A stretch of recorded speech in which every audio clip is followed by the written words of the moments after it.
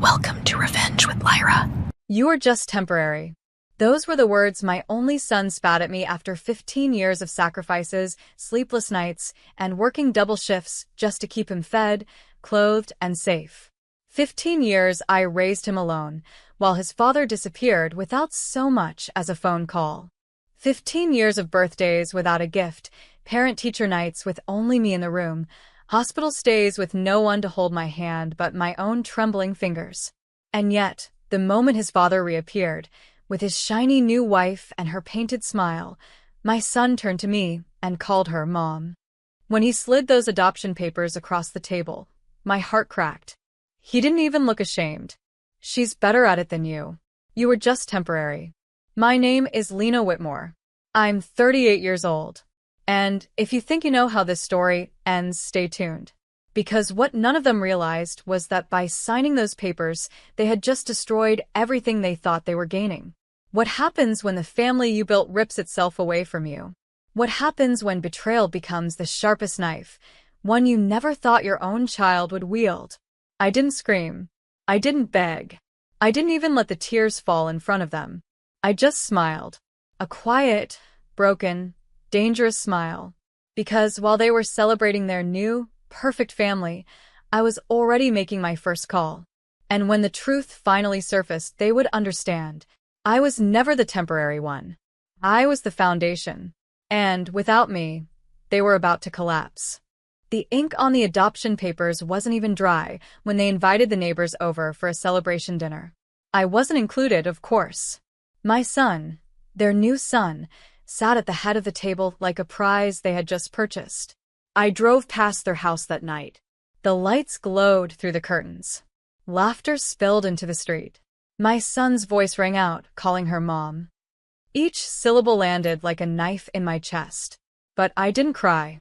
Instead, I parked 2 streets down and opened my laptop. You see, what they didn't realize was that those adoption papers didn't just shift parental rights. They shifted liability. His father and that woman had no idea they'd just taken on every financial and legal responsibility for the boy they claimed as theirs. The medical bills I'd been paying for years? Gone. His father would inherit them. The college savings account in my name? No longer theirs to touch. The trust fund my parents had set aside for their grandson? It was tied legally to guardianship, meaning it had just defaulted back to me. And the part that made me almost laugh in the dark? The adoption erased my obligation to them. Completely. That night, while they toasted their fresh start, I filed a notice with the court. One that would trigger the transfer of every pending debt, fee, and financial tethers straight into their laps. By the time the cake was cut, my son's father and his perfect wife had inherited a storm they didn't even see coming. And as for my son, well, he was about to learn the difference between a mother who bleeds for you and a woman who only smiles for pictures. The first crack in their perfect life was coming. And it would be loud. 3 days later, my phone rang. I didn't answer. I just let his new wife's voice fill my voicemail, cracking, desperate, not at all like the polished woman who had smirked at me across the lawyer's desk. Lena, there must be some mistake. We just got a notice from the hospital. Over $84,000 in outstanding bills, all in our name now. I almost laughed. Mistake? No. That was the cost of raising a child when the father disappeared. A cost I carried on my back for 15 years without complaint. I sat at my kitchen table, sipping coffee, listening to her beg.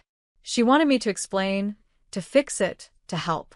The same woman who once looked me in the eye and said, "You should be grateful we're taking him off your hands." Grateful. That word still burned. By noon, more messages poured in. Calls from my ex-husband. From his lawyer. Even from my son. His voice trembled as he asked, "Mom, what's happening? Why are they saying it's our debt now?" For the first time in weeks, he called me Mom. But it wasn't love, it was panic. I didn't answer him either. Instead, I forwarded every new bill, every insurance rejection, every medical debt I'd been holding on to, all neatly packaged to their attorney. Legally binding, airtight. My signature no longer required. The house of cards they built was already shaking. And as I sat back, a strange calm washed over me. This wasn't revenge by fire. This was revenge by silence. Because sometimes the most powerful sound in the world is the absence of your voice. And they were about to drown in it. The first time I saw them crack was at the grocery store. She was at the register, swiping her pristine credit card, when it was declined, twice. The cashier offered a quiet, embarrassed smile. She snapped, red-faced, fumbling for another card that barely scraped through. I stood 2 aisles away, unseen, watching the woman who once called me temporary crumble under the weight of the word permanent. By the following week, I got word through mutual acquaintances her boutique clothing store had temporarily closed. My ex-husband had started selling off his luxury watches online. They were cornered, scrambling, bleeding money they thought would last forever. And my son? He texted me, "Mom, Dad and Sarah are fighting every night. They say it's your fault." I stared at the message.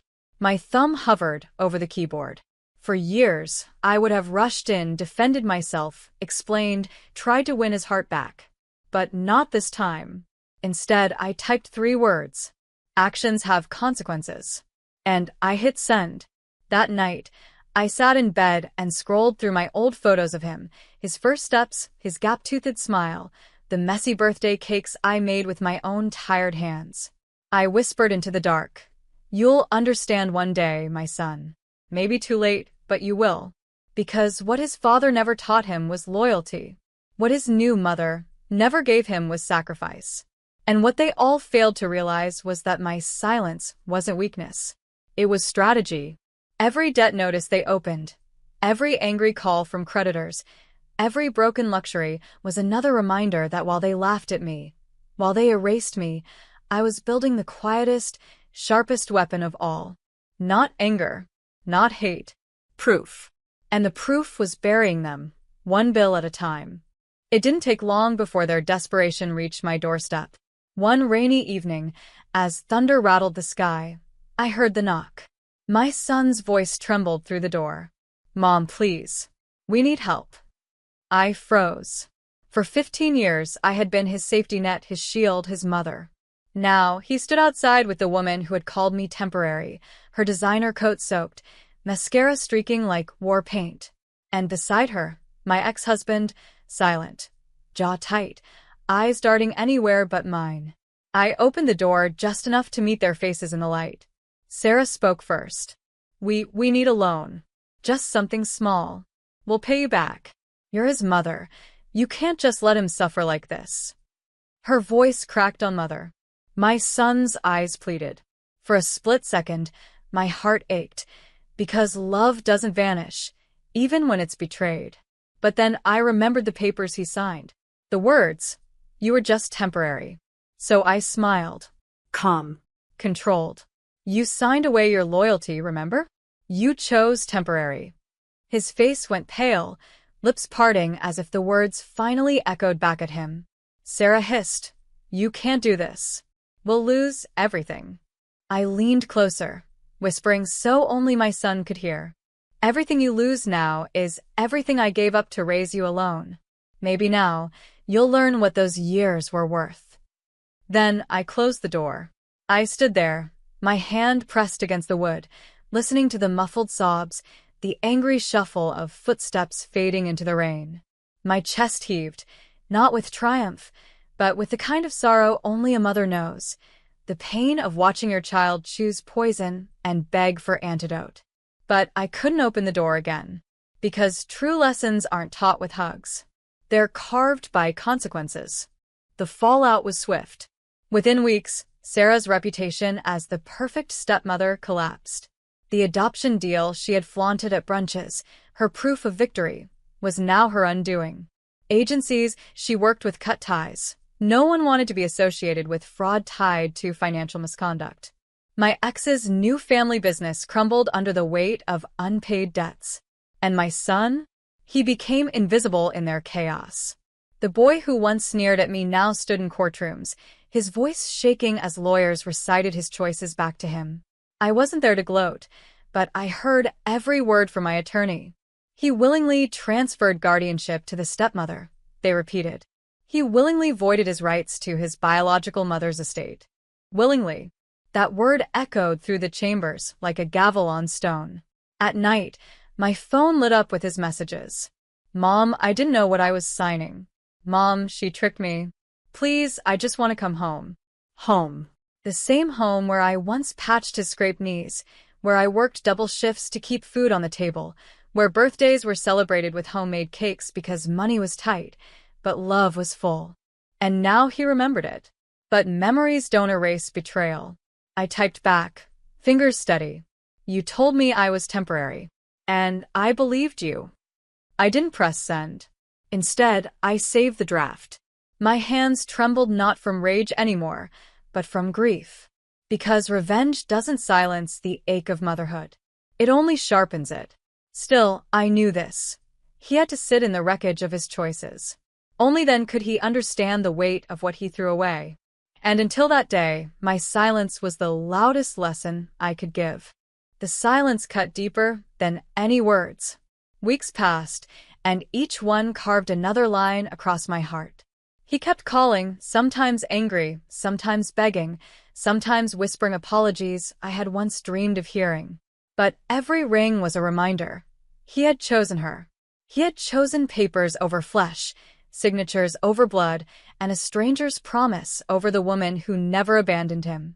Meanwhile, Sarah's empire of control collapsed in plain sight. The mortgage on their new house defaulted. The business she bragged about closed its doors. Neighbors whispered about police visits, frozen accounts, and lawyers circling like vultures. I stayed quiet. I stayed away. Until one morning my lawyer handed me a folder.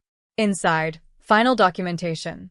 My son was no longer entitled to my estate, my investments, or even the small life insurance policy I once thought would secure his future. Legally, he was a stranger now. And that broke me because I hadn't needed revenge to cut ties. He had already done it himself. That evening, he showed up outside my house. Thin, hollow-eyed, desperate. He pounded on the door, his voice cracking as he shouted, "Mom, please." She left us. She drained everything. I need you. I need my mom. I stood on the other side of the door, my hand on the knob. Tears burned behind my eyes, but I didn't open it. Because motherhood had been my gift, my sacrifice, my life's work. And he had thrown it in my face. Instead, I whispered through the wood. I raised you for 15 years. I loved you more than myself. You told me I was temporary. Maybe now you understand what permanent feels like. I walked away. The pounding stopped. Silence returned. But this silence wasn't mine anymore.